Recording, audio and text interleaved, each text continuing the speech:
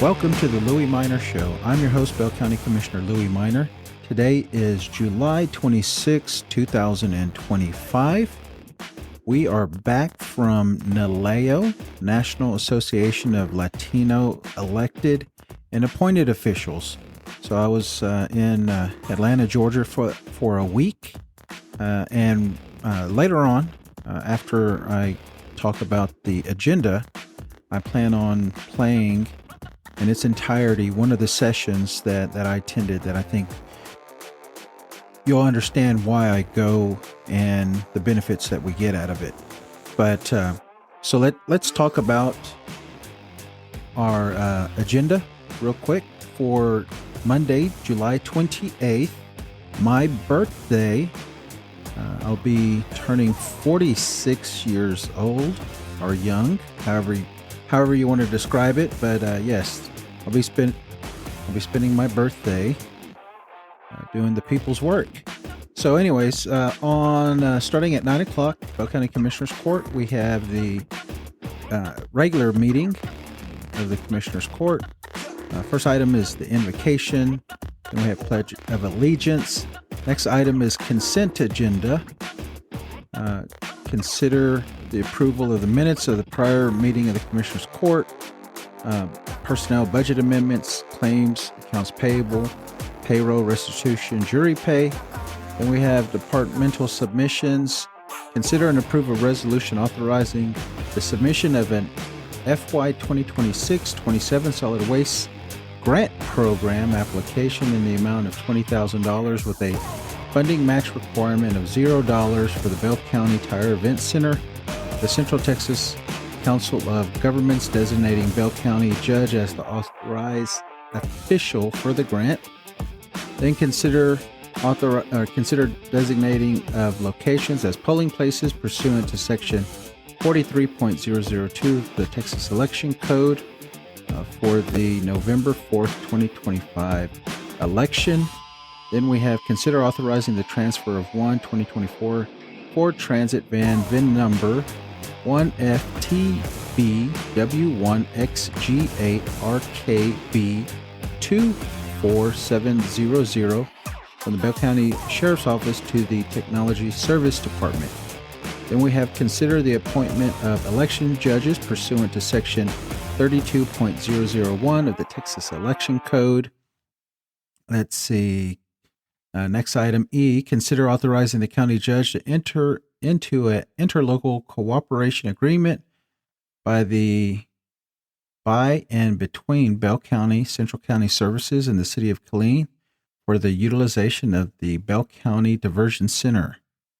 Then item F, consider authorizing the county judge to enter into a service agreement between Bell County and Right Site. Right Site is a third-party non-emergency medical provider that can be offered to 911 callers and non-emergency medical needs that do not require an emergency response by EMS or transport to an ER facility. The terms of this agreement are for 2 years at no cost to the county. Item G, consider ratifying the purchase of 8 pre-built 2025 police package Ford Interceptors from Sowell Ford, Inc. through the buy board contract number 724-23 for a total cost of $540,617 funded through the FY24 COPS Technology and Equipment Program Invitational Solicitation Grant. Next item, consider the exemption from competitive requirements for certain purchases for independent audits for FY25 in accordance with Local Government Code 262.024A4 and authorize the county judge to enter into the following professional services agreement. The audit engagement letter with Brockway, Gershbach, Franklin, and Niemeyer, PC for Bell County Independent Audit for fiscal year ending September 30th, 2025 for amount not to exceed $147,500 plus out-of-pocket cost expenses The audit engagement letter with Brockway, Gershbach, Franklin, and Niemeyer PC for Bell County Juvenile Probation Department independent audit for fiscal year ending in August 31st, 2025 for amount not to exceed $24,000. And then the audit engagement letter with Brockway, Gershbach, Franklin, and Niemeyer PC for the Bell County Community Supervision and Corrections Department independent audit for fiscal year ending in August 31st, 2025 for amount not to exceed $29,000. Let's see. Next item, consider the approval of the contract and statement of work with Ring Central, Inc. using Purchasing Cooperative Tips 240303 for a 60-month contract at $8,429 per month, and a statement of work for implementation services at a one-time cost of $44,351 for the county-wide phone system. Item J, consider authorizing a request to reclassify 3 corrections corporal positions to fund 1 corrections captain, 1 corrections lieutenant, and 3 corrections sergeant positions using FY 2025 merit funds. Then item K, consider authorizing the resolution amending authorization representatives at TextPool and to add newly hired First Assistant Treasurer Cameron Katie as an authorized signer. Item L, consider authorizing a newly hired First Assistant Treasurer Cameron Keedy to signer of Horizon Bank JP Salado 2. Then we have a presentation and proclamations. We have a presentation of a 2024 Distinguished Service Award for the Historical Commission and receive an update from Dan Eller, Chairman of the Bell County Historical Commission. County engineer items. Consider and approve a final plat of Harbor's Estate subdivision being a 15.088 acre, 3 lot, 1 block subdivision located in Precinct 1. Next item, consider and approve a replat of Lot 9, Block B, Dove's Landing, Unit 4, being a 0.773 acre, 1 lot, 1 block subdivision located in Precinct 2. And then the final item for engineers, consider and approve the minor plat of Horned Frog Edition being a 2 acre, 1 lot, 1 block subdivision located in Precinct 2. Then we have regular agenda items. Consider granting a petition and fixing boundaries for the creation of emergency service district to be known as Bell County Emergency Service District number 3. Then next item, consider and call for a general election issued by the county judge for the purposes of creating a Bell County Emergency Service District number 3 to be held November 4, 2025. Consider ratifying a request for a temporary hire for a deputy clerk position and justice of the peace, place 4, place 2. Consider authorizing the county judge to execute a renewal of an existing contract with Academy ISD for 5 school resource officers for the 2025-2026 school year. Next item, consider authorizing the county judge to enter into an interlocal agreement with the city of Belton for archive storage at the Bell County Storage Facility. Then item F, consider authorizing the county judge to execute a municipal service agreement with the city of Temple for 7.150 plus or minus acres of land and right-of-way, being a tract of FM 93 and FM 93 spur right-of-way. And that is everything for our regular agenda. Now let's go to our workshop real quick. Next item we have for our workshop after immediately following that meeting is report and updates from various county offices and departments. Then we have capital improvement update on jail expansion, Killeen Annex, and discuss FY 2025 CIP plan.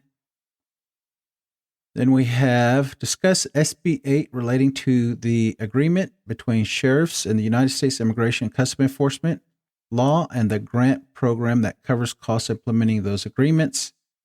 Then discuss opioid settlement participation agreement. Next item is discuss application to the FY26 County Feral Hog Abatement Grant. Next item is receive end-of-year grant reports, calendar 2024 from Kylie Brooks, Grant Administrator. Discuss allowing the overlap for the replacement of the county judge's administrative assistants. Next item, discuss engaging an outside firm in the search for a county engineer. Next item is discuss policies and practices relating to county provided take-home vehicles, county judge. Then discuss 2025-26 Commissioners Court meeting and 2026 county holidays. Next item is discuss Bell County flood hazards, mitigations, and low water crossings. Next item, discuss justice of the peace and constable precinct lines. Then discuss creating a hospital district.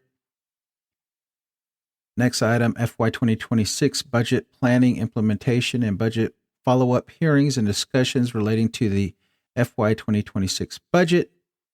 And then at 1:30, presentation by Bell County Animal Shelter Advisory Board and discussions related to a no-kill animal shelter. And that is it. There is a meeting that we may or may not attend. All the commissioners may or may not attend. And that's going to be at July 30th, 9 a.m. Tour of Children's Advocacy Center in Belton. So that's everything that we have for Monday. It's going to be a long day. And so hopefully you can attend. Or if not, you'll be able to watch the video after that. So what I want to do now is, because it is a long session that I'm about to play for, but I think you'll get a lot out of it because you can see what elected officials are talking about at the national level. And there's school boards here, there's city, county, state officials here that, these policies are being affected, are affecting our community in a negative way. So without further ado, listen, take notes. If you have any questions, shoot me an email. I'll respond, and say happy birthday to me whenever you respond to that email. And we will talk to you next week. Foreign policy, and many others. During this session, we will get an overview of the federal landscape and how some of these changes affect the Latino community. On a personal note, I'm also on the board of directors of a community health center, and we will be directly affected by the Medicaid cuts. So it'd be nice to hear how that would affect a lot of your community health centers also, because that's the safety net for our gente out there. So, but before we get started, a friendly reminder that at the NALEO conference, we practice the NALEO standard, which allows us to have robust policy discussions in a respectful and solution-oriented manner.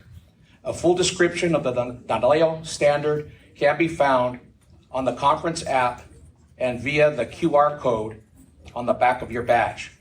Thank you for observing NALEO standard during this session in your questions and comments. So now it is my pleasure to introduce the speakers joining us. We will first hear from Ramiro Cavazos, President and Chief Executive Officer of the United States Hispanic Chamber of Commerce. followed by Dante Moreno, Legislative Manager, Finance, Administration, and Intergovernmental Relations at the National League of Cities, and Dr. Will Del Pilar, Senior Vice President at Ed Trust. So, Dr. Cavazos? Oh, Mr. Cavazos, you're not a doctor yet. Thank you, Councilman. Buenos dias a todos, and good morning. It's first of all, what an honor to be here with so many elected officials. Let's give our elected officials a round of applause. We don't have enough of you representing us. So let me set the stage. The United States Hispanic Chamber of Commerce was founded in 1979. We were chartered in Albuquerque, Santa Fe, and my colleague Cynthia Jaramillo is there. She's native New Mexican. Let's give her a round of applause. Thank you, Cynthia. And I'm also very proud to be here with, we have about 300 chapters around the country of Latino chambers. So we're the national umbrella. We're based in Washington, D.C., and I'm very proud that Veronica Maldonado Torres, our colleague, who's hosting us in September, is here. There's Veronica. Thank you, Veronica. She is here, boots on the ground in Georgia, doing a great job. And then really my last introduction is our board member, Yuri Kunza, who runs the Nashville Latino Chamber, was here earlier. Let's give him a round of applause. So thank you so much. 53% of Latino males voted for Donald Trump in the most recent election. 53%. 46% of Latinos voted for the Trump administration that is in office today. Numbers don't lie. We are a nonpartisan organization. We don't endorse candidates. 99% of our funding comes from the private sector. We don't endorse candidates. We love to tell people, or I do, we're not red or blue. We're red, white, and blue. And our favorite color is green. And that's the free enterprise system. That's what makes the world go round. So that's the way I see the world. And you get what you pay for, and you get how you vote. And so you vote for. So let me just say, and we need to go out to vote. We obviously need more elected officials. We are underrepresented in so many different categories. But the power is in the future and the present. We are a very young population. Average age is 28. We're 1 out of every 5 Americans, 65 million. We were here 128 years before the British arrived at Plymouth Rock. So the first European language was Spanish. The dollar sign came from the Spanish peseta, the most powerful economic symbol in the world.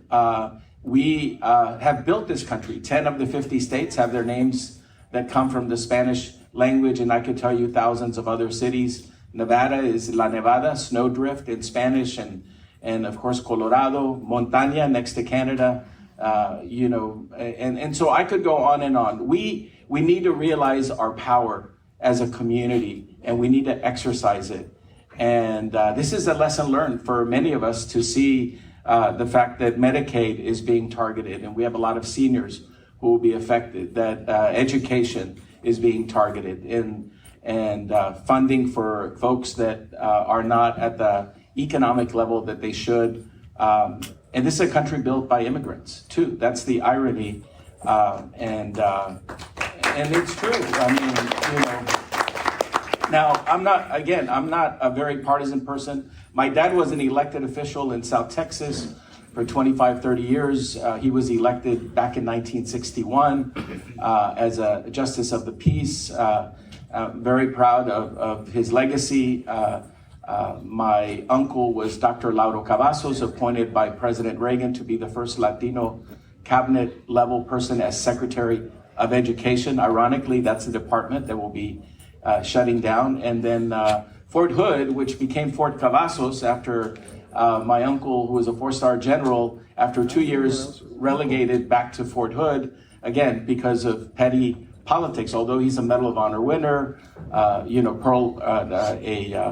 Purple Heart recipient, there's no question that Latinos have fought in every major conflict since the American Revolution and fought bravely. So remember, own your power, know who you are, and this is your country, and you built it, and you got here before a lot of other people did, and some of us are still coming as recently as last night.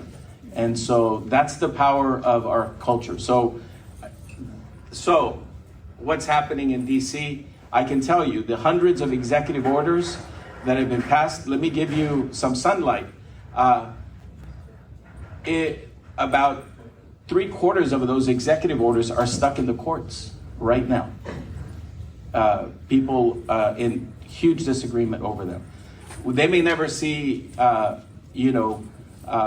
being implemented. The ones that are being implemented are probably, going to last the next 3.5 years because there'll be a new president.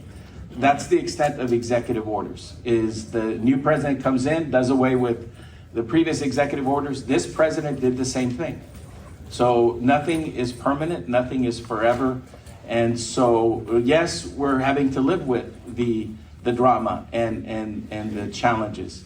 But the rule of law and people deserve a right to due process is being challenged right now, as you all know, with the ICE raids. It's affecting a lot of our small businesses, and many of them are not Latino-owned businesses. They're just businesses in general. But I think all of us in this room will be the final word. The final word will be the midterm elections. The final word will be the next election for president. Is this something that we want? Is this the kind of country that we want? No question that people should be deported if they're criminals. But about half of the ones being deported, many of them are not criminals, and many of them 70%. are, maybe 70%, thank you, are U.S. citizens. So it's just unbelievable what's happening. So let me get back to the chamber. We have kept our head down. We have been working with our local chambers to provide programs to help small businesses succeed. For me, that's where the action is. The action is entrepreneurs around the country who are just doing a great job creating jobs, making a living for their families. We want them to grow up to be billion-dollar corporations. We have 5 million Latino-owned businesses in America, hundreds of thousands of those here in Georgia. And we also have about 200 corporations, great corporations that are members of our chamber that believe in us, that are investing in those programs.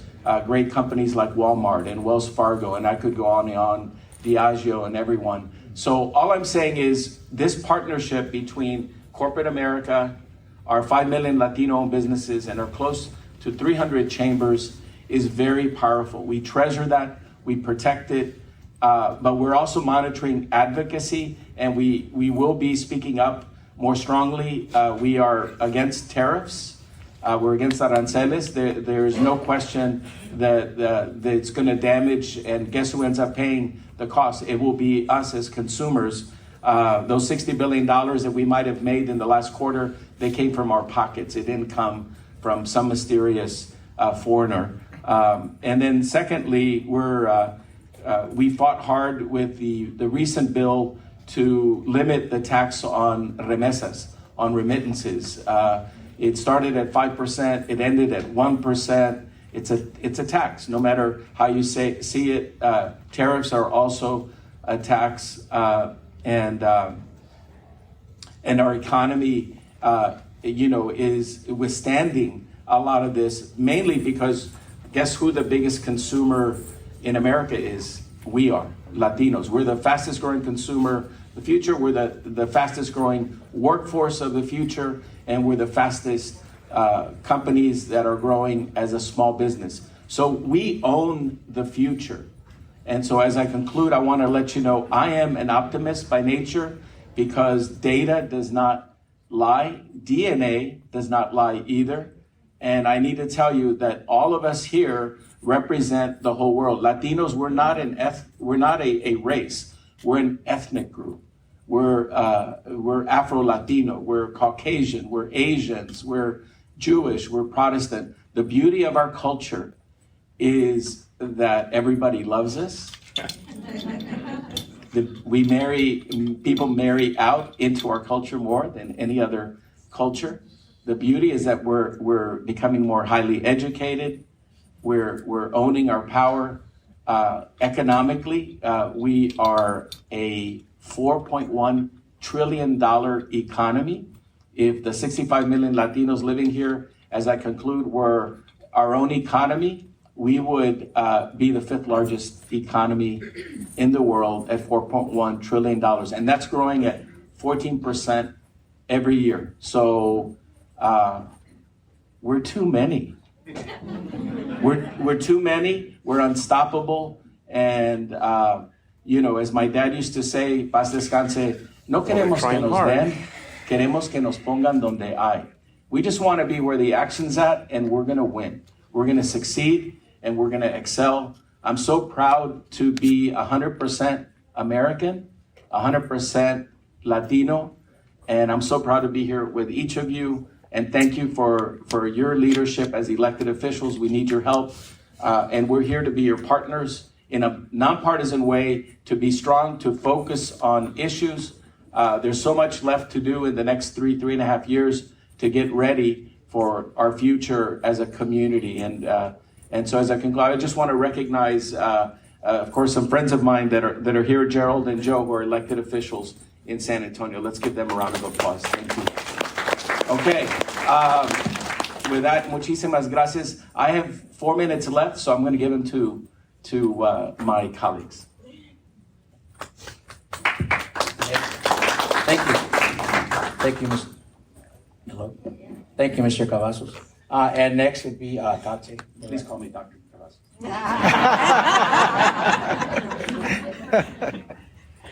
Hello, everybody. I don't know if all of you can see a screen. I think you can. My name is Dante Morano. I'm the Finance Administration and Intergovernmental Relations Lobbyist at the National League of Cities. For those of you who don't know us, the National League of Cities represents over 19,000 cities, towns, and villages across America. I'll also say I'm a Los Angeles native, and I say that because I saw a lot of Californians in the audience. Thank you. I'm here to talk today about some of the stuff that's happening in the federal government. I can say it's been a very busy first half of the year. They pushed through the budget reconciliation bill last month, the one big beautiful bill. There were certainly some exciting provisions in there. There were things that we were happy about, and there were some things that we're less happy about. I'm just going to run through them quickly. The thing that we were most excited to see was that tax-exempt municipal bonds were wholly preserved. For those of you who don't deal with bonds, or for those of you who may need a refresher, tax-exempt municipal bonds help build America. Schools use them, cities, counties, states use them. Unfortunately, they were on the chopping block during the reconciliation bill because they were a nice, juicy pay for. They're $250 billion if you get rid of the tax exemption. We know they were looking at them. It was released in a menu of pay-fors this year, but they did not touch them or private activity bonds at all, which was great. Staying on bonds, the low-income housing tax credit or LIHTC provision was also enhanced and expanded permanently. This will provide approximately 1 million affordable housing rental homes in the next 10 years. SALT, or the state and local tax deduction, which primarily impacts high-cost states like California, New York, New Jersey, was temporarily increased from $10,000 as the cap to $40,000. That will decrease in 2030 back to $10,000, but we're taking the wins where we can get them. There was also a preemption AI regulation on state and local governments that was in the House bill that would have preempted and prohibited state and local governments from regulating artificial intelligence for the next 10 years. That was stripped out of the Senate version in the 11th hour. We are watching preemption on the federal and the state side. We do think that's going to be a growing issue over the next couple of years. Opportunity zones were also expanded and made permanent. I know that opportunity zones kind of have a mixed reaction among folks, but we were lobbying to change them, and there will be new regulations around opportunity zones starting in 2027. They're making them a bit more transparent. Governors can change the opportunity zones every 10 years, and there is more of an emphasis on targeting distressed communities. So those were the opportunities that we're seeing that we're excited about. There were definitely some setbacks in the bill. Medicaid and SNAP was definitely impacted quite a bit in this bill, primarily as a pay-for. The biggest changes to Medicaid and SNAP were around work requirements and also impacting who is now able to access this social safety net. While I know that there are folks in the room today who do deal with Medicaid and SNAP, either because you're a state or county or because your health centers rely on them, we're nervous on the city side because states provide a lot of money to local governments. And if states are going to have to decrease their budget to try to meet this cut to Medicaid and SNAP, that's going to likely impact the amount of money that your city gets from states. States provide over 30% of local budgets in the amount of funding. Federal funding is only 6% of local budgets. It's very concerning and something that we're watching. And I know the next presenter is going to go into Medicaid and SNAP a little bit more too. Clean energy tax credits were a huge loser in this bill. The reconciliation bill kept the direct pay mechanism, but solar and wind projects are deeply impacted, and there are new provisions around supply chain components that are going to make it very difficult to access. I will say, if your cities or governments are looking at doing clean energy investment, I encourage you to do it now. I encourage you to do it before the end of this year. Apply for clean energy tax credits. They're there for you to use. Use them while you have it, is all I have to say. There were also rescissions to unobligated funds for transportation projects around equity and access, as well as EPA emissions projects. This next slide just has some resources that might be helpful for you all. It's a reconciliation breakdown blog that goes into much more detail than what I just said. And it also has our FY26 appropriations priorities. Before we move on, I do want to quickly touch on FY26 appropriations. If a continuing resolution or the appropriations bills are not passed in the next 2 months, there'll be a government shutdown. They are moving. Every year it's a concern that there'll be a government shutdown. They are moving. We have yet to see what's going to happen. Last week, OMB Director Russ Fott said that he hopes the appropriations process will be less bipartisan moving forward, which is not words you want to hear together usually if you're a federal advocate. They're moving forward. There are provisions in the House bills around sanctuary cities prohibiting them from receiving federal funding. That's not new. The House bill often puts in components like that. They've previously been stripped in the Senate version of the bill. We have yet to see if that's going to happen this time. And I'll go a little bit more into appropriations when we get into the census. The census is the most fun thing that I do at NLC. It's not great, it's not like everything's going well, but I get to work with a lot of fun people, and the census, I think, is amazing work that we're doing. And that's kind of where I'm going to focus the rest of my presentation on today. We're in the middle of the decade, so there's a lot of other really important things happening. Why are we talking about the census? If you do not plan for a good census now, you're not going to have a good census in 5 years. Texas lost $25 billion in federal funding because they were undercounted. The colonias, it's really communities of color that are historically always undercounted.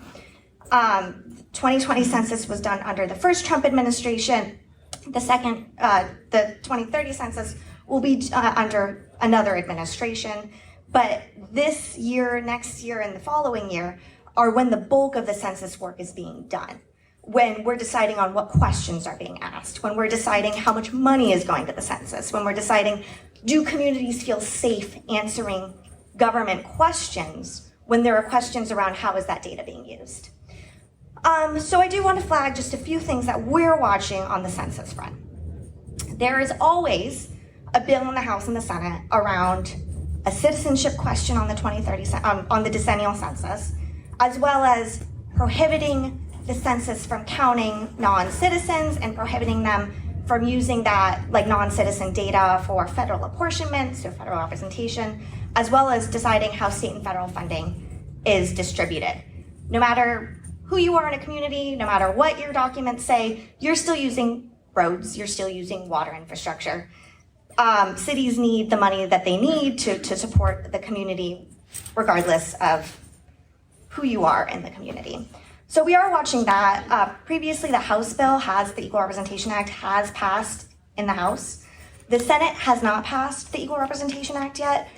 We have yet to see if that's gonna happen this time. It definitely has some steam. I'll also note that the FY26 Commerce, Justice, and Science Appropriations Bill does have a provision in there that bans the Census Bureau from counting non-citizens in 2030. We're waiting to see if that's something that the Senate will strip out and are encouraging them to do so. Beyond the census, as a decennial, there are also threats to the American Community Survey. That's the survey that happens every single year. This is the data that cities can use, so they have up-to-date data. If you're a big city, if you're Los Angeles, you probably have the resources to go out, survey a community, see who's there, see if you're building a new road, a new bridge, who lives there. If you're a small or rural or under-resourced community, census data is often the only data that you have access to. And if you only have access to up-to-date data once every 10 years, you're kind of out of luck compared to your neighbors. Unfortunately, the ACS has had a lot of threats to it for making it voluntary or just eliminating it altogether. Again, that's something that's picking up some steam this year that we're watching. August is ACS Awareness Month, if you're not already aware.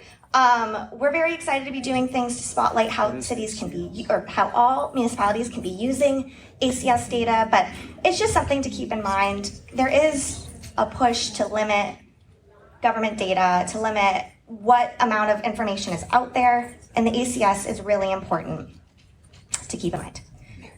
I wanted to just put some questions out into the crowd today. NLC works very closely with NALEO on census issues, given the impact it has on Latino communities. And the next 5 years are the most important 5 years for the 2030. Next year is the 2026 census test, where there's going to be 6 test sites across the country looking at how do we count historically undercounted communities, including the colonias in Texas. And 2027 is when LUCA, or the Local Update to Census Addresses, starts. And that's really the best and only opportunity that local governments have to update their address book. The Census Bureau doesn't know if you have a new development. They don't know if Linda from across the street has a guest house that she's renting to college students. Those are all people that you need to count. And it's up to cities and counties primarily to update their LUCA address book. And then by 2027, you should also have a plan for your community on how you're counting everybody in 2030. And that's a group-wide effort, right? Like, it's not one, it's not the cities, it's not the counties, it's school districts, it's who are the trusted members of your community that you need to partner with to make sure everybody is counted. I did put 2 resources up here. It's our census research page, which has a timeline, which has a glossary and an FAQ to help with all of the abbreviations that we have in the census world. I also put the LUCA resource guide, which is a guide from an external group. It's a phenomenal guide. I would definitely encourage you all to start looking at it because LUCA is very, very important, and it's definitely not something that you can just do in a day.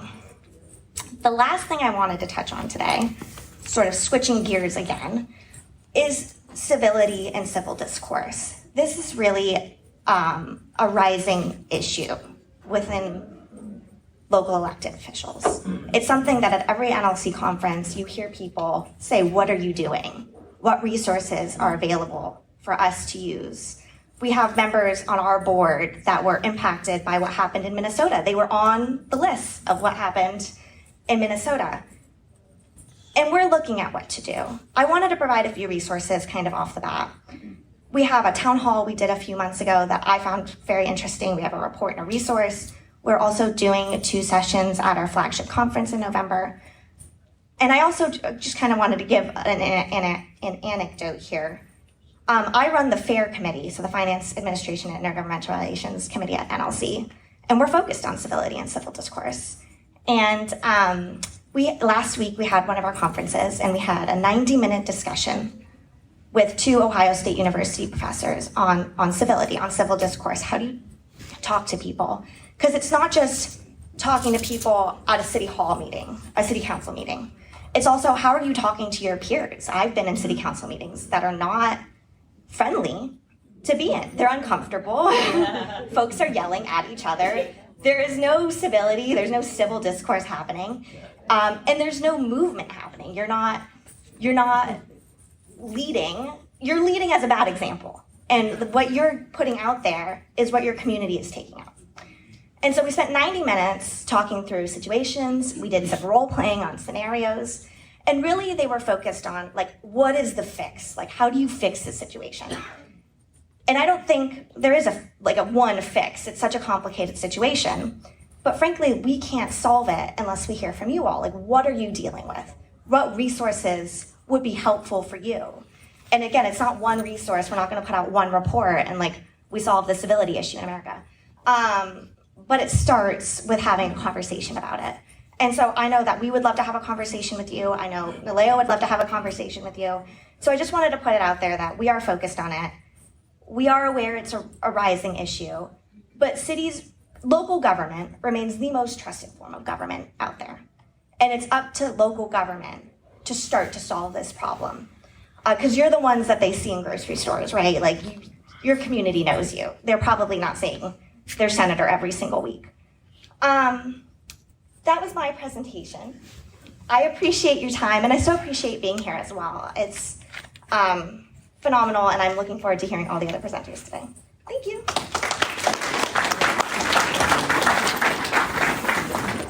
Now we have the real doctor, Dr. Miel Yawar.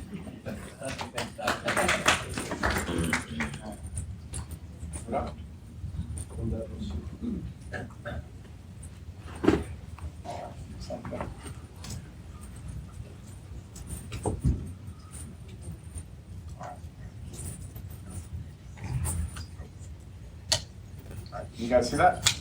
Yes. I'm gonna sit down.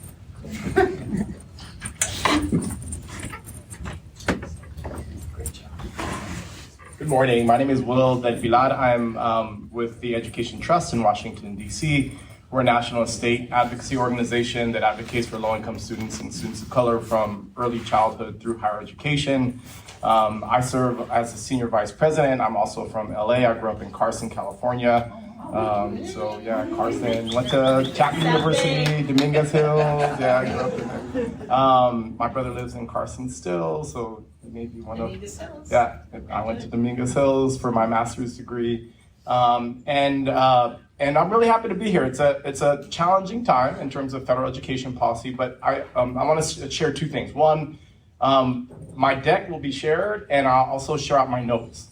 So you don't have to worry about taking notes like furiously. I'll share everything that I have in my notes. There are also some links that you might find helpful. It will be in my notes as well. Did it advance? Yeah? All right, so I'll be talking a little bit about executive orders, reconciliation, budget empowerment, and then legal action, what's happening in the courts. We find ourselves at a really critical juncture, right? And it's a moment that demands both our resolve and resilience. Education, I'd say it's under significant pressure, but I think it's more accurate to say it's under attack. Yeah. Decades of progress are at risk of being dismantled right before our very eyes. Research shows that by 2031, the percentage of all jobs requiring some form of post-secondary education is expected to be 72%. So 72% of jobs require some level of post-secondary education, with 42% requiring at least a bachelor's degree. Nationally, only 20.8% of Latinos have a bachelor's degree or higher, and only 28% have an associate's degree or higher. This trails every racial and ethnic group in this country except for Native Americans. We need policies at the federal and state and local levels that provide increased access to students, educational pathways that lead to good jobs. Sadly, what we're seeing at the federal level are actions that will have a significant impact on who has access to education in this country. So executive orders, there's so many, right? Since returning to office, in January, President Trump has signed over 170 executive orders. They've ranged from immigration enforcement to trade to education, and we should expect those to continue. Our intel suggests that we may see as many as 200 executive orders before the end of the administration. I'm going to highlight a couple EOs, executive orders, that are likely to impact Latinos. On January 21st, the president rescinded Executive Order 11-1246. This executive order, signed by President Lyndon B. Johnson, prohibited employment discrimination by federal contractors and required affirmative action in hiring and contracting. Contractors had to report demographic data and take steps to recruit and hire more minorities, including Latinos. On January 21st, this requirement ended. This executive order ensured Latino representation in government contracting work. The government was required to proactively hire Latinos, and this has been removed, and data on contractors and proactive recruitment has ended.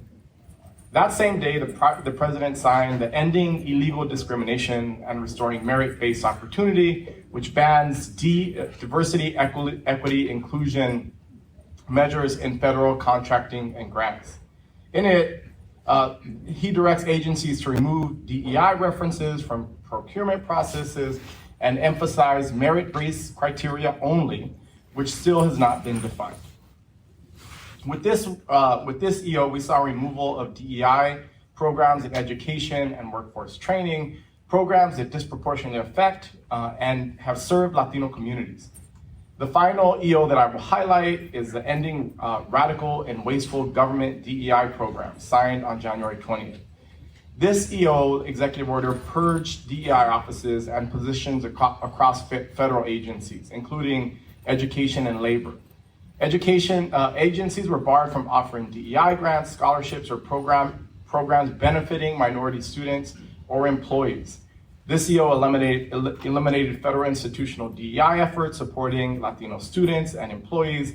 It ended affinity groups, DEI recruitment outreach, and scholarship programs.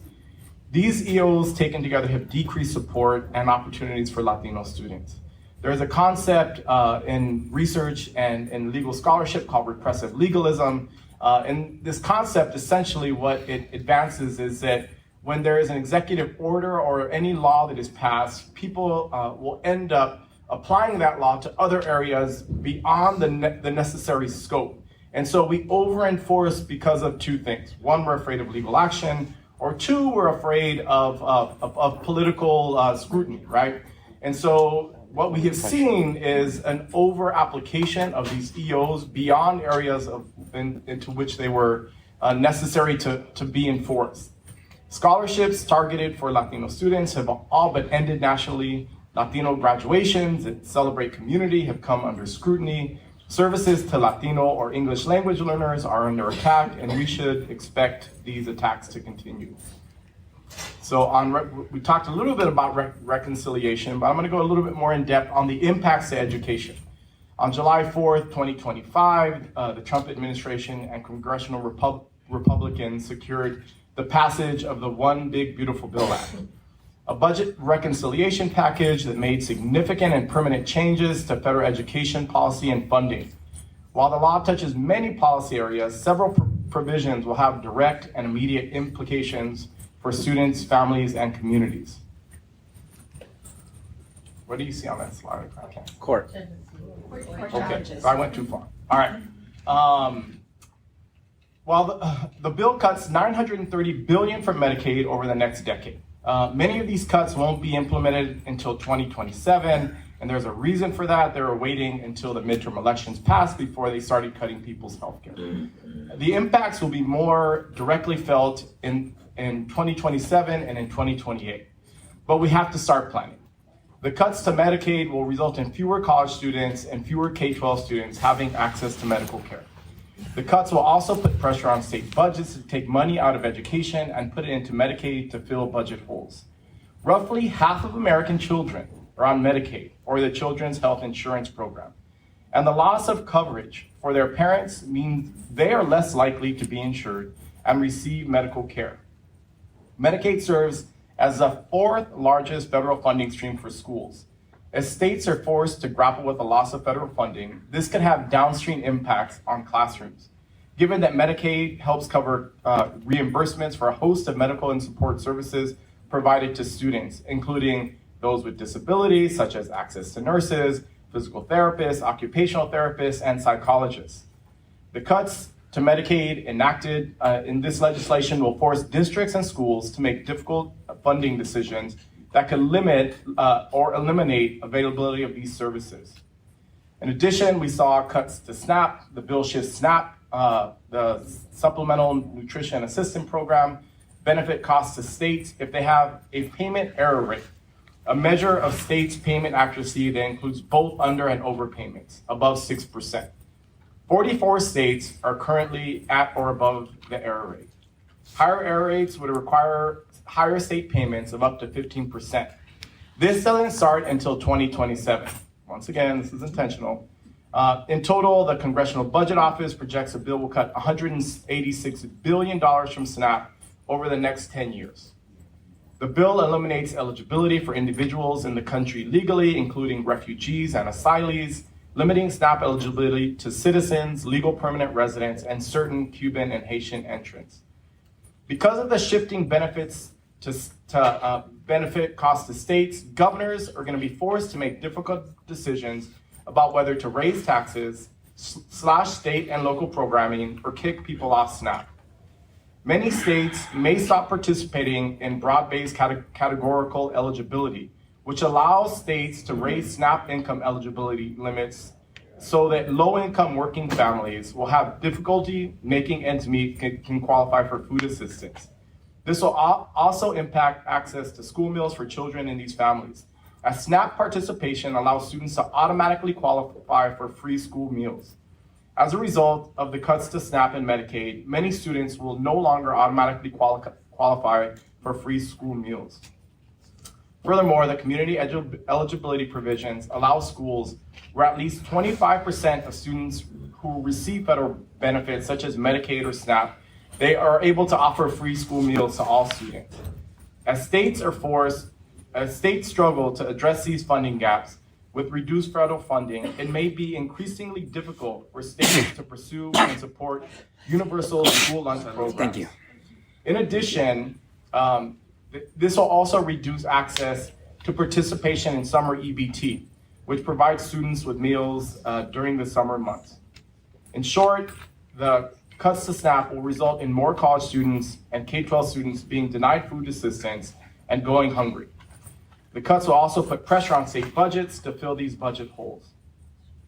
The bill also creates a permanent unlimited tax credit for individuals donating to scholarship granting organizations, SGOs. In states where the governor has approved an SGO to be created, the funds can be used for a host of qualifying expenses, including tuition for private and religious schools, but also for books, curricular, and other educational materials, tutoring, online educational resources, dual enrollment fees, and more.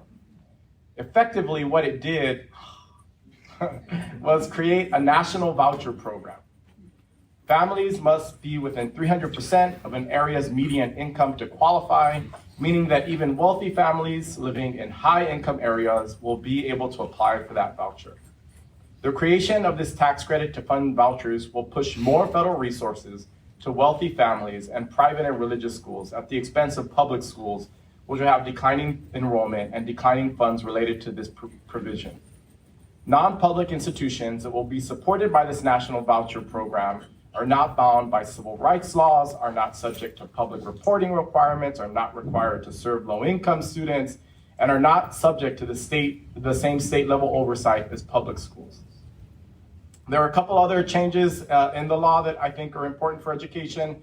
The bill ended the Grad Plus program. Grad Plus allowed you to borrow up to the total cost of education.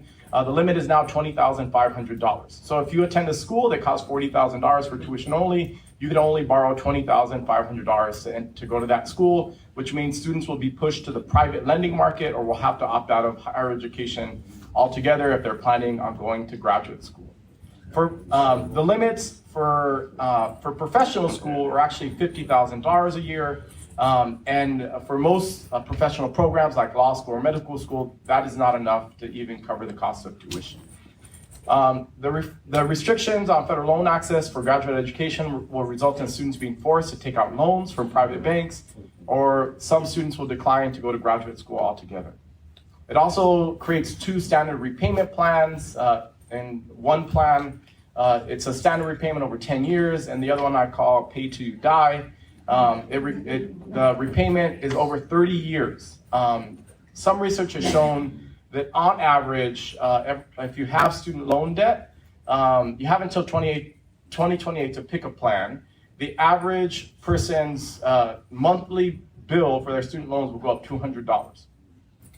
And finally, the bill creates a Pell Grant, a workforce Pell, which essentially allows Pell Grants to be, this is actually the only good news in this bill, I think. It creates, on education, it creates a workforce Pell, which will cover Pell for shorter term programs less than an associate's degree. There are some requirements that guardrail be created, but I think that this is actually may help some workforce requirements and shorter term bills or shorter term grants that are currently available. All right, are we on budget? No? You're on the wrong slide. Which one am I on? Budget. Budget? All right. Maybe I should have stood up. So we talked a little bit about budget. I only have 5 minutes, so I'm trying to go fast. I already see you coming. Sit over there with your orange sign. You gave me his 2 minutes. You said I have his 2 minutes. We're currently at the beginning of fiscal year 25 budget process. On May 2nd, the president submitted his budget recommendations to House and Senate Appropriations Committee. There are several areas that I'm concerned about personally. The budget zeroes out federal funding for early childhood programs to support preschool readiness in low-income and minority communities by eliminating the preschool development grant, $315 million. Preschools in predominantly Latino areas often rely on this funding to maintain affordable access and quality instruction, so this could widen early learning gaps crucial for educational success. The administration is also proposing deep cuts to minority serving institutions, STEM and workforce programs. HSIs could lose critical support to STEM and technical education, affecting pipeline development and into STEM careers for Latino students, which are most often higher paying careers. Finally, the budget makes across the board reductions to the Department of Education, especially grants for low income students after school and summer learning programs. We are likely to see fewer resources for tutoring, test prep, college readiness, and financial aid. Of equal concern has been the administration's use of impoundment to withhold funds that have been appropriated by Congress. Currently, the administration is withholding over $4 billion to schools. There's a searchable tool, and in my notes I have a link to it where you can actually search your district to see how much is being withheld from your school. So share my notes, please. This impoundment will affect every state in the country. The average school district will lose almost $250,000 in funding. Districts serving high poverty student populations will lose over 5 times as much in funding. I'm not paying attention to you. Do it. Keep going. It's Per pupil. I'm gonna pay attention. I'm gonna try and finish up. So the average school district enrolling majority students of color will see 50% bigger cuts than the average majority white school district. The areas being impacted, I'll quickly go over Title 1C, which funds services for students from families whose have jobs in fisheries, food processing, and other transient industries, $375 million. Title 2A, which funds professional development for teachers. Title 3A, which funds services for English learners. Title 4A, which provides funding for academic enrichment and student support. Adult basic grants, which funds literacy and general instruction. And adult integrated English literacy and civic education grants, which funds services for adult students. So my final slide is legal challenges. Am I on the final slide? Yes. All right, cool. We have witnessed many of the administration policy decisions end up in the courts, as was said previously. Currently, the administration is involved in 322 active cases, including 11 cases from the Trump administration challenging state or local laws. There are 3 cases that we are watching and one that has already been decided that will have significant impacts. We'll start with the cases that has been decided. The Supreme Court recently allowed the Trump administration to lay off over 1,400 education department staff and freeze $4 billion in federal K-12 grants. 24 states plus DC have sued, arguing Congress, which is actually true, not the president, controls spending. Latino students who rely on English learner, migrant, and after-school programs are directly threatened. Voto Latino warns that over 18 million Latino students could lose vital protection. SFFA versus Tennessee, SFFA in Tennessee versus the Department of Education was filed by the Tennessee AG and Students for Fair Admission, the same group behind the Harvard case. The lawsuit claims federal HSI funding, Hispanic Serving Institution funding, is unconstitutional, claiming racial favoritism. These grants support science labs, tutoring, and scholarships at colleges where at least 25% of students are Hispanic. Cal State Dominguez Hills is an HSI, went there. Mainly, these schools are in California, Texas, and Florida. If halted, Latino enrollment and support services at HSIs would face severe setbacks or be eliminated. The second case is the U.S. Department of Education. The U.S. Department of Justice has filed against Kentucky, Minnesota, and Texas to block their laws that grant in-state rates to non-citizens, primarily benefiting undocumented students who grew up and graduated from high schools in the state. So we know, for example, in Texas, undocumented students, many of them Latino dreamers, face tuition rates that can double, rising from $11,800 to up to $48,000 annually at public universities. In Texas, over 57,000 students who relied on in-state resident tuition rates now risk halting their studies or choosing less rigorous institutions due to cost. The final case that we're watching is California versus U.S. Department of Education. 8 states, including California, Illinois, and New York, sued the Department of Education to stop the Trump administration from terminating nearly $600 million in federal grants designed to support teacher diversity, equity, and inclusion efforts, specifically targeting recruitment for hard-to-staff regions and underserved communities. Without these grants intact, schools will lose funding used to hire and retain bilingual and culturally competent teachers who support Latino student success. We should also be watching one other thing. It's not a court case yet, but it's going to come. We should be watching challenges to Plyler versus Doe, which provides access to K-12 education for undocumented students. This year, there were 3 bills in Tennessee that were introduced that didn't make it to the governor, but were trying to take away access to K-12 education for undocumented students or require that they pay the cost of education that the state was incurring because of these students, ignoring the fact that many undocumented students and many undocumented individuals pay state taxes as well. We should expect these challenges to continue, and I expect that in Texas, who's here from Texas, we'll probably see challenges to Plyler in the next legislative session. I think this is my last slide. I know that I shared a lot of information with you, and not much of it's good. I share my talking points so you can keep watch on these policies, and there's some links in there that I think will be helpful. The current context demands states, communities, and districts to make difficult decisions around funding. I hope that your communities will make decisions that support Latino students. Thank you.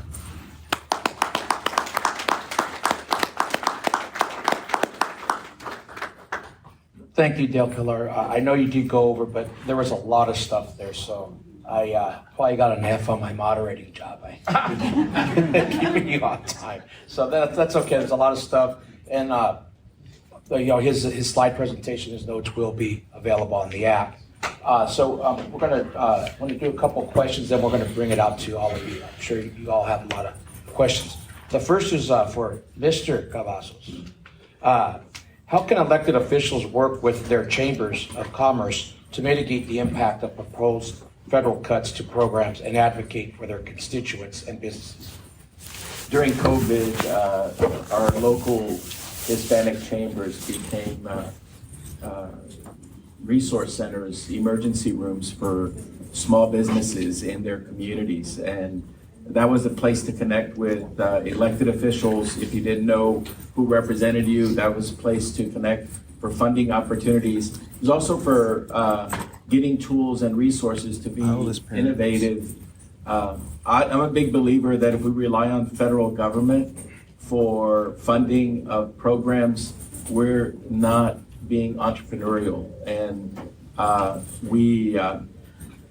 we've seen what happens when 100% of your funding is tied to the federal government during good times or bad. And so I believe we need to be resourceful, we need to be innovative, entrepreneurial. Local chambers can really help come up with creative ideas to be champions and work with local corporations and other governmental entities. Sometimes your city government and your county government are better partners for you because they understand the local environment than the federal government. The last thing I would say, the paperwork in dealing with the federal government on grants is really a nightmare. And I would not recommend it. We've done a few grants, but that's not really something that we're seeking to do. So that would be my advice. And also wanted, with your permission, Mr. Councilmember, introduce, I only drink Diet Coke and Topo Chico, and I want to thank my friends from Coca-Cola, Ish and Ada. Let's give them a round of applause. That is an ad because they're sponsoring our Atlanta conference. And so thank you all so much for what you all do for the Latino community for more than 50 years. You always from the very beginning. Sorry, thank you. Thank you, Mr. Cavazos. This is for Ms. Moreno. And this time, it is even more important for state and local elected officials to communicate with their members of Congress and federal agencies. What best practices can you provide to elected officials in the audience to effectively advocate for their communities at the federal level? Thank you, Councilman. I have kind of 2 points here. The first one is make sure that you're reaching out to your federal elected representative and make sure that you're reaching out regularly. Don't just reach out when you have something that you need help with or you're requesting their help. You should be reaching out to them when you have a city council. If you're doing a city fair, you should be reaching out to them. If you're doing a school book fair, just keep them updated on what's happening. Figure out their priorities and how that works with you so you work together as a partnership. I'll also say that figuring out how to tell the story of your community is so important.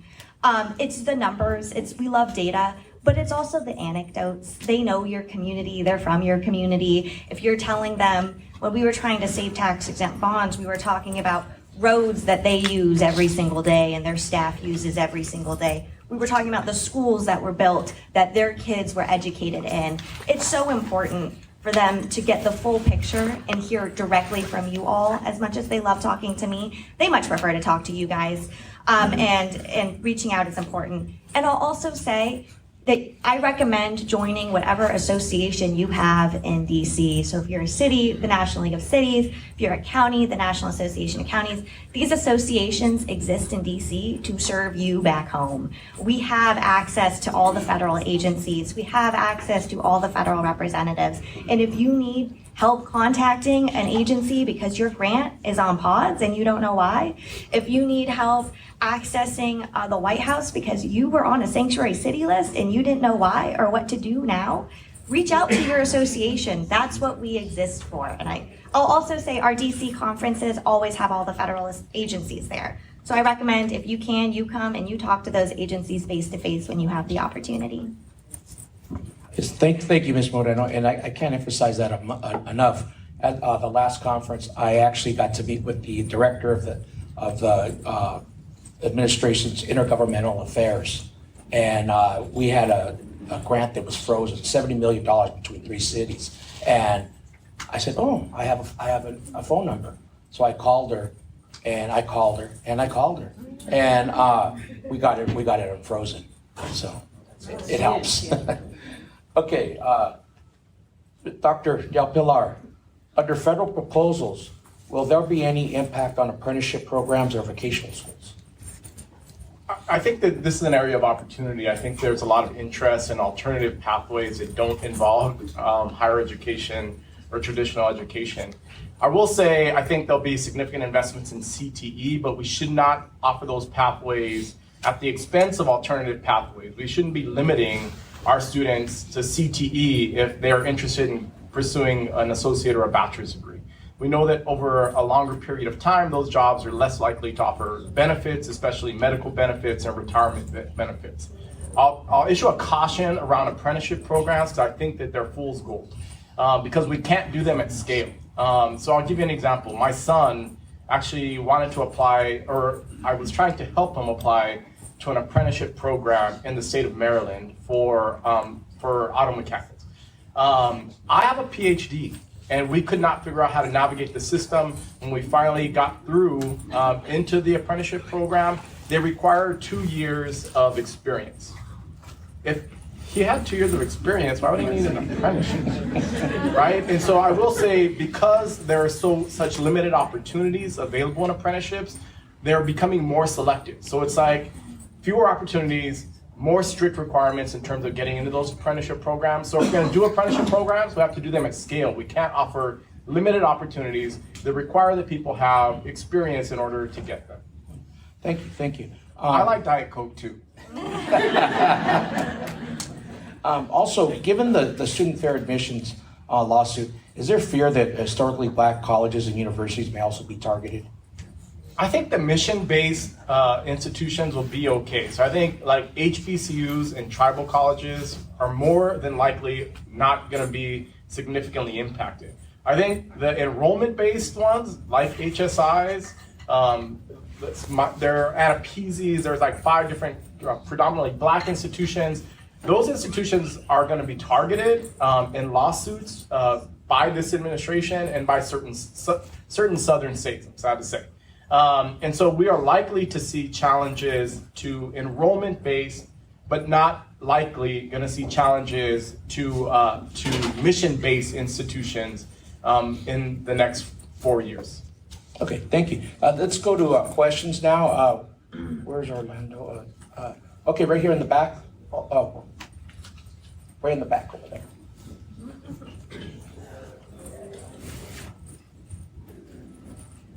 We're navigating back here as best as we can. Standing room only, so. So friendly reminder, name and jurisdiction before you ask your question.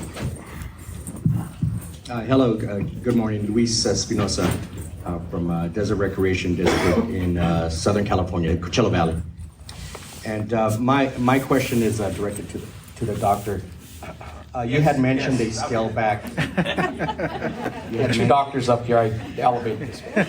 Well, both of you could tag team if you'd like. You had mentioned a scale back in federal grants, education grants, Pell grants, etc., with a potential shift towards the private sector.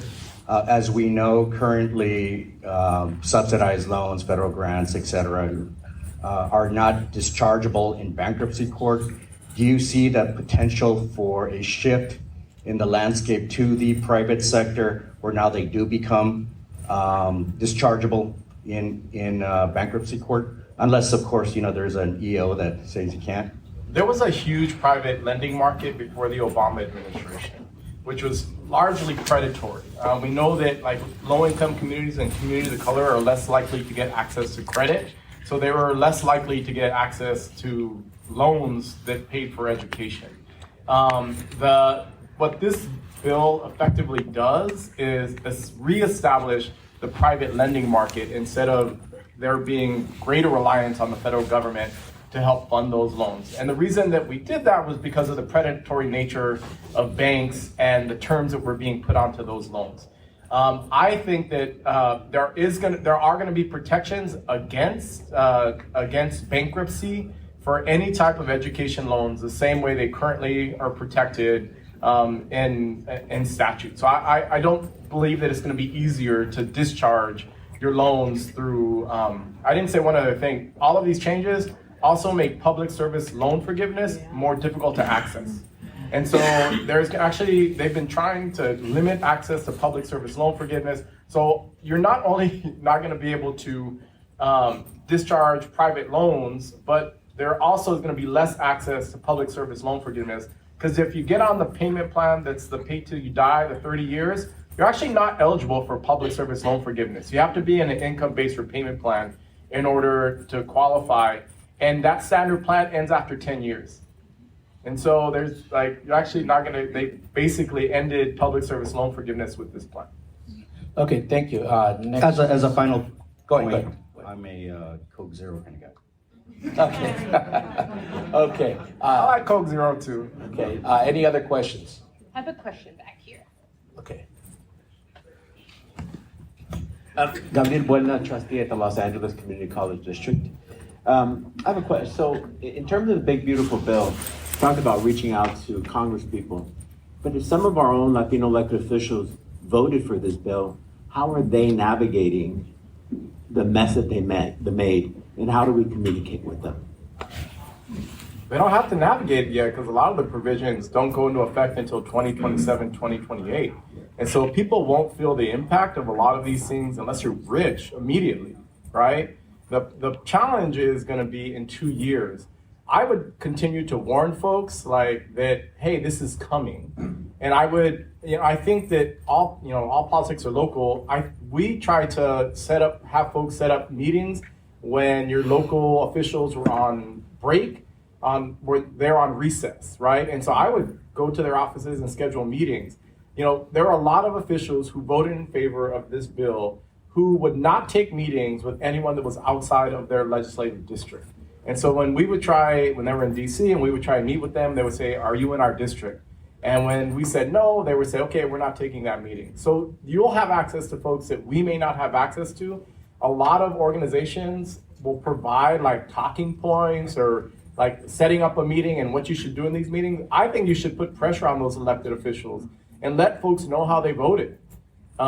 If they voted against their own community's best interests, and then as a voter, you should know that. And so I do think that like making meetings when they're on recess, making it uncomfortable for them, putting pressure on them as electeds is going to be important. Just as a follow-up question, some of them specifically in media mentioned that they knew that this bill was going to cause, and sometimes they'll come to conferences like this and call for Latino unity, but then are destroying literally millions of our people's lives. Do we have a list of who those Latino elected officials who voted for this bill? Yes, there's roll call vote. You know who voted? No, I get that, Yeah. but is there an actual bill that's easy to get without everyone doing the research that we can easily acquire so we can actually put pressure? I would say it was a Republican-led bill. It received almost every single Republican legislature, just given the short margin in the House. So that would be the best way to go about it. No Democrats voted for the bill. And I think they lost 2 or 3 senators, none from California, obviously not California. Yeah, and maybe 2 or 3 House members. So kind of luck's on your side if you're looking at just their party designation. I would also say just quickly, I just want to add on, all of your members are in district in August. They have about 1 more week that they're working before they take 4 or 5 weeks off to go back home. That is an absolutely amazing time to schedule a meeting with your member of Congress, with their staff, to have a conversation. And I think they're talking about doing a second reconciliation bill this year. It is very important for them to hear from you about what you agreed with in this bill and what you don't agree with in this bill. So when they vote again this year, if they do so, they have just a little bit more community input. Because as he said, as much as they love to talk to us, it really is you all that matters so much in their district. Yeah, and try to give them real life examples. If something is in your community that's happening because of a certain bill, not just this one, but others, when you tell them this is what's happening in your district, they're going to listen more. They're going to pay more attention. Any other questions? Here and then I want to get back. Just introduce yourself.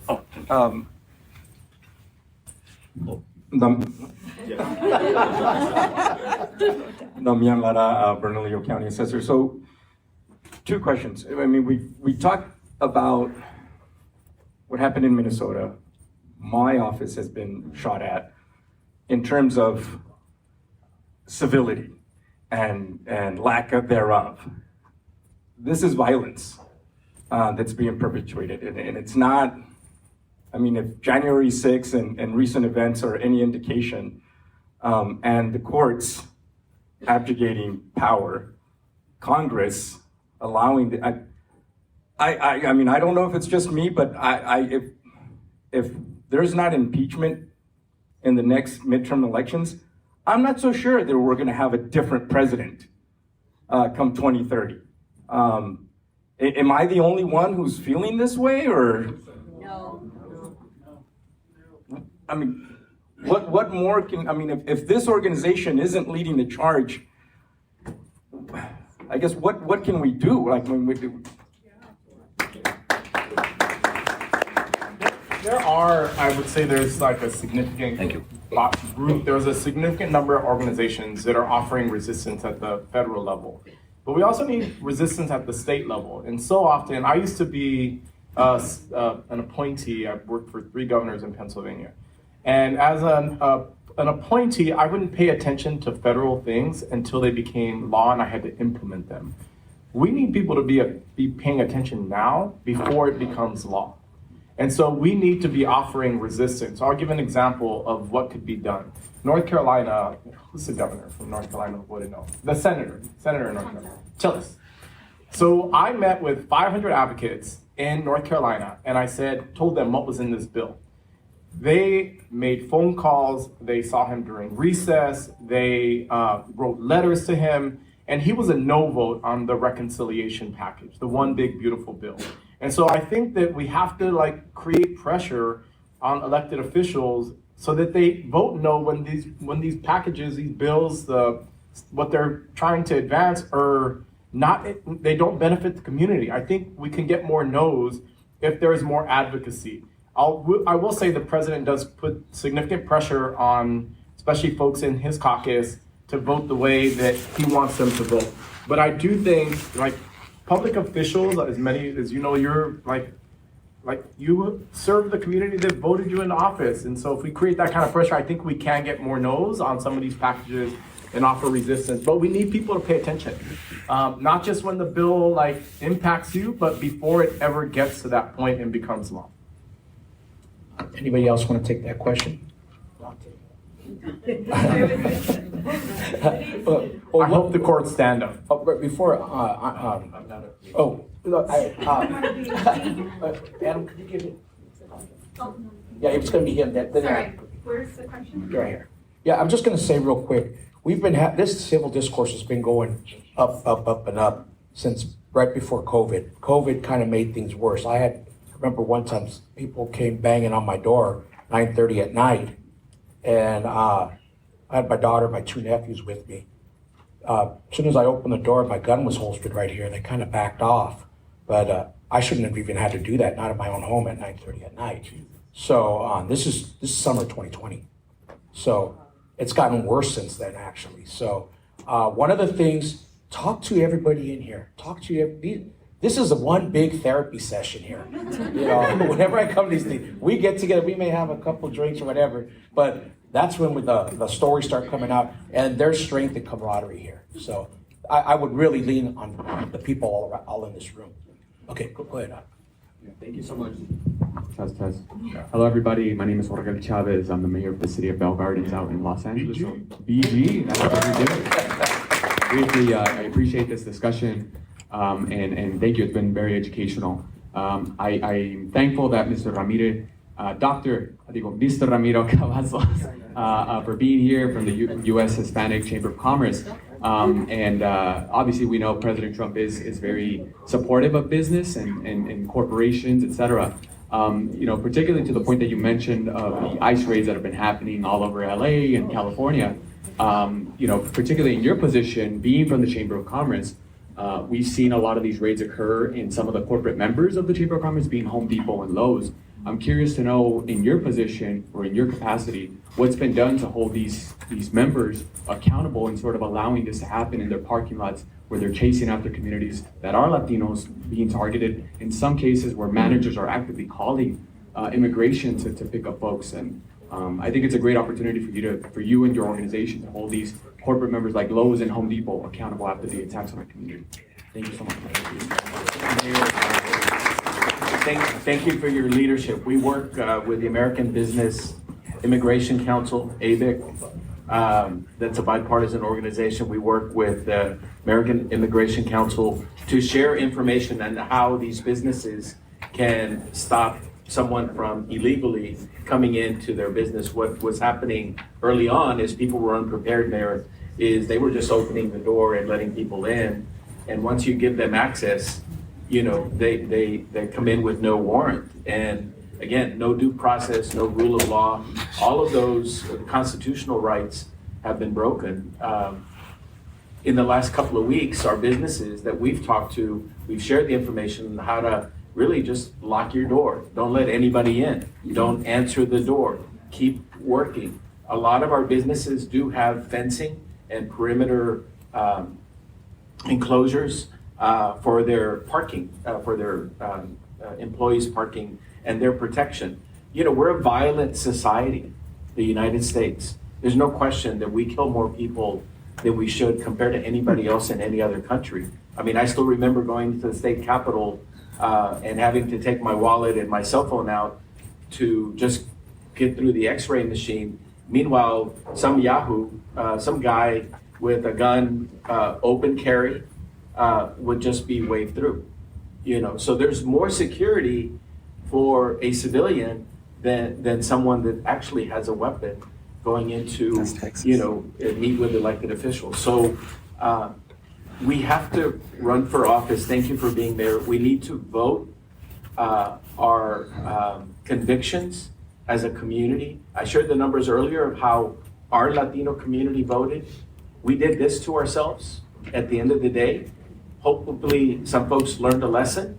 And sometimes you have to trip and fall to get yourself back up and figure out that less than 1% Latino elected officials based on a population of 20% is not gonna cut it. So we need people like you and others to run for office. We need people to vote and vote for the issues that matter for our communities. We have talked to our small businesses because this is bad for business. ICE raids are bad for business. Our colleague, Maria Salinas, we're very proud of her in the LA area chamber. She has spoken publicly and she's one of the members of our association.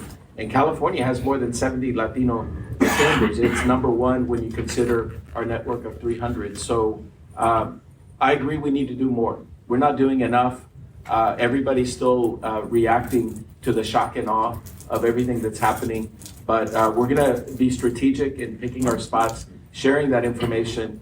At the end of the day, I believe in the US Constitution, and I believe that enforcement and the rule of law will be corrected. Hopefully the courts will hold up, you know, against some of these executive orders that the doctor had mentioned that, you know, are not seeing the light of day. So we just need to keep fighting. My dad had a saying, el que no habla, Dios no lo oye. So we're gonna have to really just be vocal and speak our mind, and thank you for your leadership. Okay, thank you. We're running short on time, so Adam? Thank you, Jaime. I'm Adam Bezel-Duo for City of Dallas. I also sit on the board of National League of Cities. And I say this because I have frustration. I think frustration that I've heard from a lot of people here. And I came here and it is very informative. Thank you all for the information. But I need more than information. I need the organizations like these that I am proud to be a part of, including National League of Cities, to step up and do something. We're not doing anything. I can't just keep coming to sessions and hearing about what the state is. What is our plan of action? What is our course of action with these organizations? When are we gonna stop being complicit and complacent? Because silence right now is not working. We're not meeting the moment. We're allowing for this to happen and we continue to harp on this nonpartisanship. Quite frankly, that's BS. This isn't about partisanship. We're talking about ICE aids. We're talking about federal funding that impacts every community, and we have some of the most vulnerable. We continue to also harp on the fact that we are few, far in between in numbers here as electeds, as Latino elected officials across the country. So stop just telling us what's happening. I think that we all know what's happening. That's what we're here. What is the plan of action? How are we as an organization going to stand up? How are we going to be given resources for the resistance that we keep hearing needs to happen? Because showing up in these conference rooms and hearing the state of affairs doesn't help us go back home and fight for our communities in the way that it needs to be, this moment needs to be met. We have officials at every level of government and these delegations that we're sitting here playing scared because we want to worry about our funding levels with organizations like NALEO or National League of Cities because we're appeasing both sides of the aisle. And right now, our community is on fire. How do we act? Stop giving us just information. I'll take this break. So, thank you, Adam. And you know, being here is a form of resistance too, because when we come over here, we're growing our network. So when we go back home, it's not just us speaking up. It's I can hook up with Jorge. You know, I can hook up with you over there. I can call Dr. Del Pilar, or I could reach out. We as we grow our network, as we come to these things, we are going back with more numbers behind us. So, yes, I understand. It is frustrating because NLC is nonpartisan. We're not supposed to pick sides on this thing. We can do certain advocacy things, but you know, and NALEO's in the same boat. But we as individuals, the nature of us being elected, we are political. So Can I say really quick? What's partisan about cutting Medicare? Like, I mean, that shouldn't be partisan. Can I say really quick? We do produce advocates guide. What you can do, we produce like sample op-eds. We are preparing a document now. What state and local actions could be done to try and counter some of the things that were in this bill. And so I will say, as an organization, we do produce resources for advocates, folks on the ground, and then recommendations for states and local advocates, or states in terms of legal responses or legislative responses to what's happening in terms of this bill and the federal kind of disinvestment. And I'll also just say, I would encourage you to talk to like leadership at NLC, because I think they need to hear from folks about what membership needs. And they only do that if they hear directly from you. So if you're a member of NLC, email the CEO, email the president. Don't tell them I told you to do that. It's a closed session. But I encourage you to do that because that's how the needle moves. I understand. I'm not pointing any fingers. Yeah. But when we're coming back and fighting and resisting against some things that are egregious policies, things that are ignoring our Constitution and due process, we're constantly playing catch up and we're being reactionary. But y'all are setting a tone as an organization. If we're going to be scared to speak up for what is right because of funding sources, then what are us as local elected officials supposed to do when we're faced with the same decisions? Okay, we're running short on time. We only have 4 minutes left. Okay, great. Okay, my name is Josefina Canchola. I'm a trustee with Whittier Union High School District in California. And FYI, my dad used to work for the Coca-Cola Food Division. Eso. So I'm kind of actually piggybacking on the last comment. What is really happening in the United States right now is the elimination of democracy. So it should be concerning to both Republicans and to Democrats. And the one thing that I haven't heard yet is in terms of impeachment. Look at how much damage has already been made in the last 6 months. I don't want to wait 4 years to see what's going to happen with this nation. I don't want to wait 4 years where I live in the city of Santa Fe Springs, California, where the Migra got in there, took all these people from the local swap meet. They parked in our school district. We booted them out. But, our community is afraid. They're exhausted. They're hiding. We're not in Germany in the Second World War. And we are in a war situation in the United States of America that's supposed to be a free country.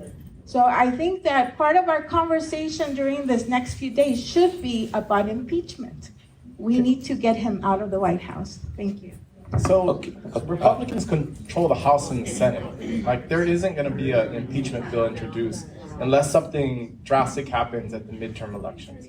And so I do want to be realistic, folks. Yeah, be realistic. you should be. You need to be. That with Republicans controlling the House and the Senate, there will not be an impeachment bill introduced. And one last one. This is very quick. Everyone should actually download something called Ice Block. Ice Block is basically just for those of you that are in places that have had where you might see ICE in some corner. This is just a very simple thing that says, hey, I am here, and ICE is here, just as a reporting thing, so that when people download it, they know where ICE is. So this is something that can get all around the country, just a map app, ICE block. Just wanted to suggest it. Linda, real quick, please.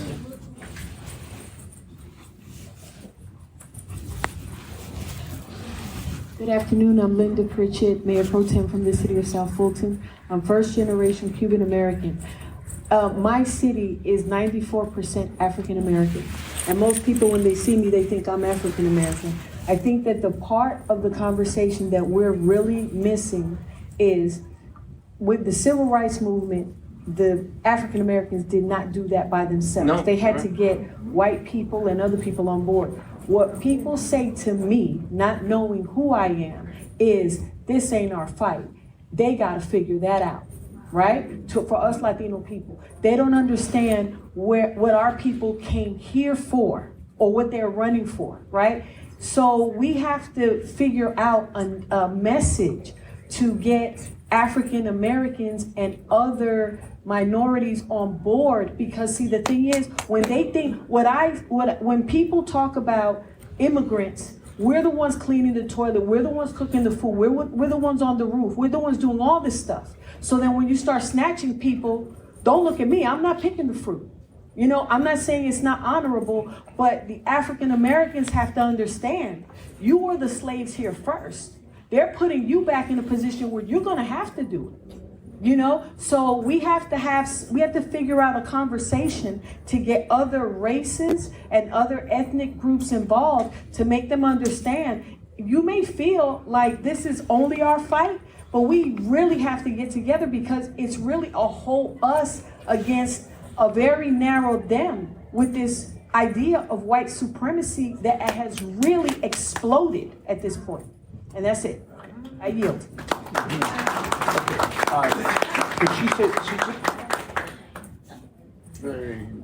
She just wants to say one quick thing, and we gotta. Thank you, Councilmember Patino. Lidia Hernandez, I'm a school board member of Phoenix, Arizona of 20 years, and I'm also state representative, but I've seen it all with immigration, with the last marches back in 06, 07, coming forward. But I think we've got to, and I think you mentioned, Dante. This is a great opportunity for us to request from NALEO. It's a nonprofit organization, at least that arm that we're here with, is not able to engage at that level, but we're able to request such workshops to take place so that we have elected officials that have gone through this to give us the best practices and shared scenarios. We in Arizona have more Latinos than we ever have before. We're gonna be competing with Texas here, but we're both combined, we're both Democrat and Republicans, and Republicans leading our leadership. So we've got to be, as much as we want to protest, I'm all for the protest, I organize massive marches, but at the same time, we also have to work with each other, because, and it's, until we educate, we have to continue to educate, so we can address those issues together. Obviously, we're just gonna, there's a way. Education is literally being gutted. Like, Okay, let's be respectful. I know this frustration, but we need to be respectful, each other. We need deeper further conversation about what that looks like. Okay, thank you. We're going on, but I just want to say, you had mentioned about Medicaid. I mentioned also that earlier that I'm on the board of directors of a community health center.